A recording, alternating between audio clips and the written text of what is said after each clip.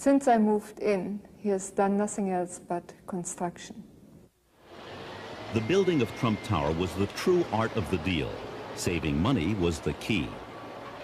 Chapter 1. Hire the cheapest demolition contractor you can find, even though he has little experience.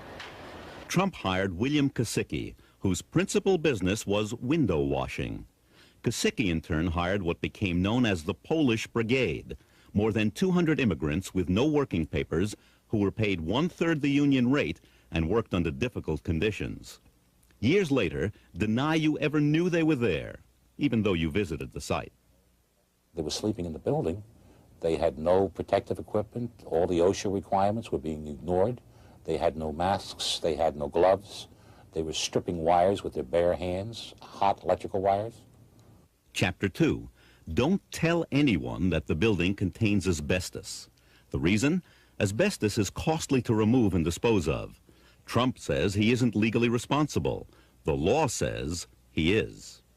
With the danger that was involved in working there, because all the wires, a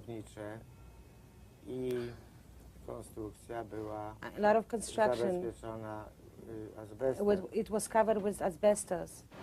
Chapter 3. Hire a waste hauler who doesn't care what he carts and knows how not to leave tracks. Trump's demolition contractor got Eddie Garofalo, identified by law enforcement officials as mob-connected. In August of 1990, while reportedly cooperating with federal authorities investigating racketeering in the construction trades, Garofalo was shot to death gangland style in his driveway. In the dead man's pocket, a wad of cash and a high-rated comp card for the Trump Taj Mahal. Chapter 4. When the demolition begins, appear to be public-spirited. Promise artifacts from the building to the Metropolitan Museum of Art. Chapter 5. Jackhammer the artifacts when you learn the cost of saving them. The demolition contractor allegedly said that it was going to take a long time or a longer time to take those heavy panels down. And before anybody could make a decision, Trump apparently gave the orders to have them demolished. Chapter 6. Threaten the lawyer that the Polish illegals hire after your cheap contractor defaults on paying them. Make sure that the threats aren't traceable in case the guy isn't scared off. Mr. Barron had told me in the one telephone conversation that I had with him that Donald Trump was upset because I was ruining his credit reputation by filing the mechanics liens, and that Mr. Trump was thinking of filing a personal lawsuit against me for $100 million for defaming his reputation. It turned out that Mr. Barron was Donald Trump's favorite alias. When this was revealed, Trump said, "What of it? Ernest Hemingway used the pen name, didn't he?" Chapter 7. Manage to stay out of trouble when your contractor is tried, found guilty, and fined for not paying his Polish illegals. And at any moment, this should have fell out of bed. Now, the people you got to ask the questions through is over in Newark, New Jersey, in the Department of Justice, where, interestingly enough, Donald's sister worked.